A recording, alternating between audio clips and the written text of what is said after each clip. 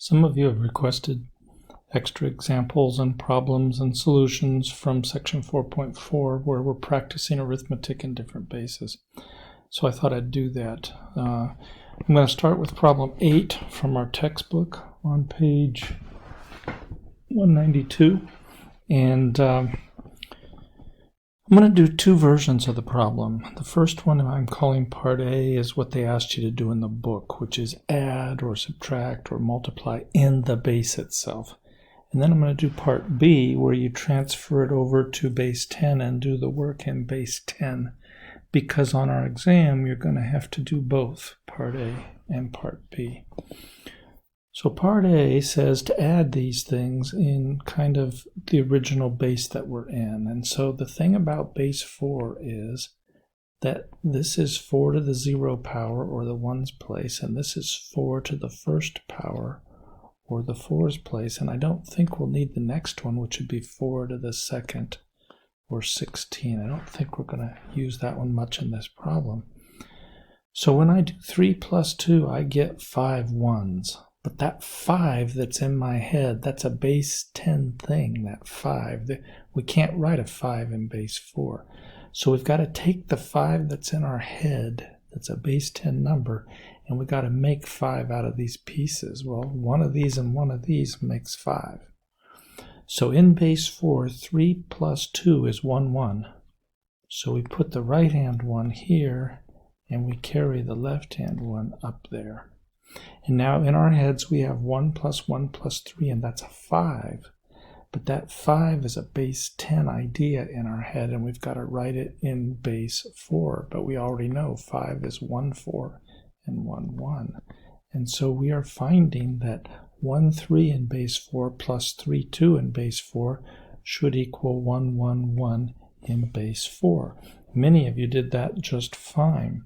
Now the question you ought to ask yourself is, do you know how to translate this problem into a base 10 version of the same addition? And the way to do that is to take these numbers, 1, 3, and to note that this is the 1's and this is the 4's place. And so this will be one of these 4's, 1 times 4, or 4 to the 1st, plus 3 times 1, or 4 to the 0, whichever way you want to write it. So this would be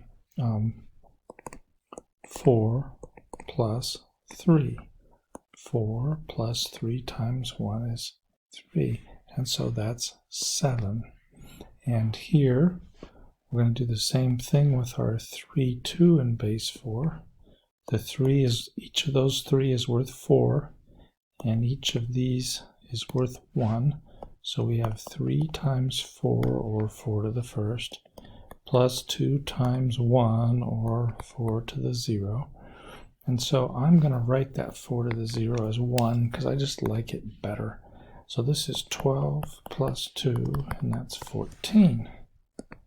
And we can add 7 and 14 in regular old base 10 and get 21. Now what do you think we want to know? Well, what we want to know is whether these two are equal to each other, because if they are, that's pretty much proof that this work over here was correct. This faster work was correct. And so let's check it out by taking this 1, 1, 1. And this one is 4 to the 0. This one is in the 4 to the 1st place, and this one is in the 4 to the 2nd place, the 16th place.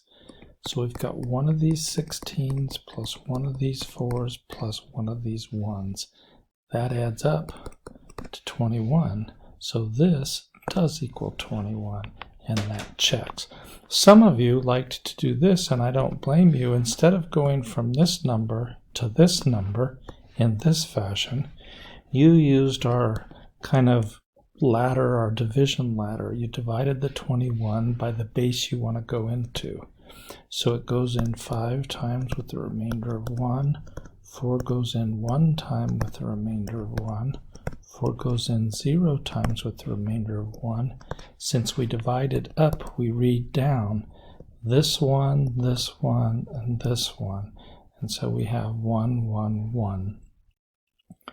This works fine as long as these divisions can be done in your head. When these divisions start to be troubling in your head, then you're going to have to use a calculator for these divisions. Or if you use this method of going from the base to base 10 on your answer, you could use the calculator to do multiplications, which is slightly easier. I'd like to mention before we go on to the next problem that these should be written down on your paper, but you can actually calculate them on a calculator. For instance, well, that was not very effective.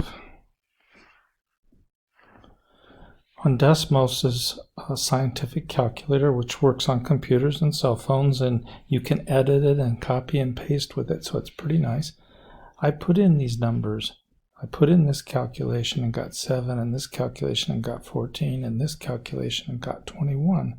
So think about that. You might want to try Desmos' scientific calculator, or you could use a calculator of your own that you're used to.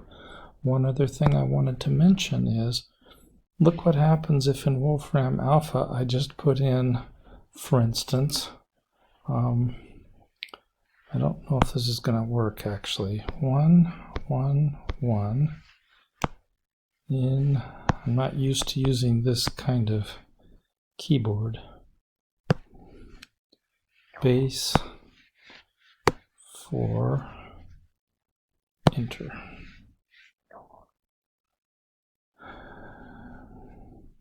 So 111 in base 4.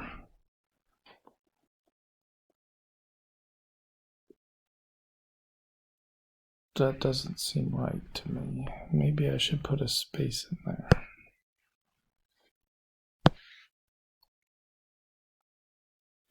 There we go.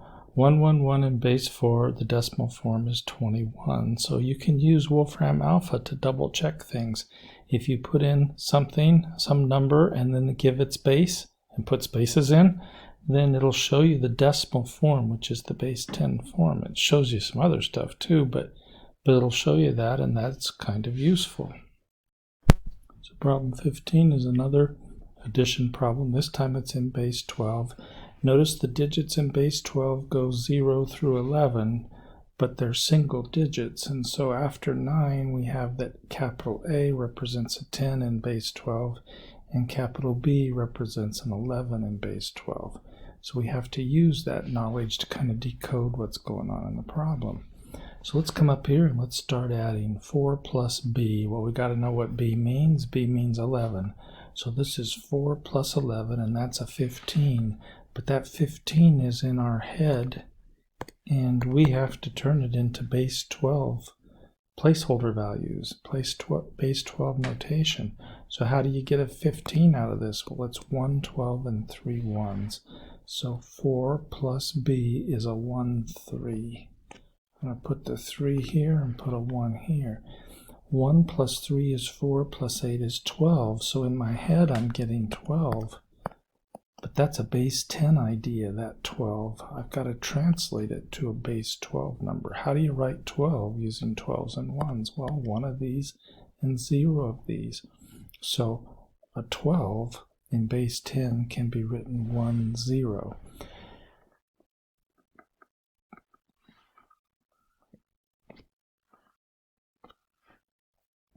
Now we have 1 plus 7 plus 2.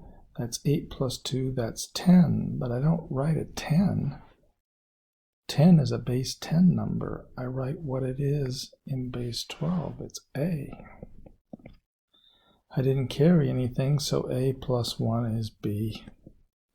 Why is that? Because A is 10, and if you add 1 to 10, you get 11, and that's B. And so I think that the answer to this problem is this. What about part B, where we translate all these numbers over?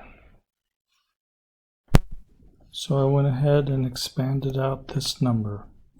A, this is the 12, the 1's place, the 12's place, the 12 to the second, or 144's place, and this is the 12 to the third.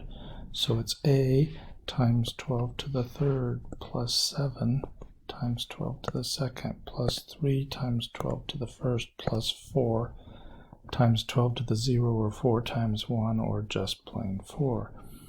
I did one more line by hand, and then I grabbed a calculator and pressed the buttons and got this. This is how your work should be shown on an exam. You should write down what it is you're calculating, but then you can press the buttons on the calculator and show me what you get as a result. This way I can follow your thinking, but you're using the calculator to help you. Similarly, I turned this base 12 number into 2,123. I came up here and I actually added those by hand, and then the $1 million check was, did these two answers equal each other? And you can see I wrote out 11 times 12 to the third plus 10 times 12 to the second plus 0 12s plus 3 1s, and pressed the buttons on the calculator to sum all those, and I got 20,451. So this is 20,451, and things check.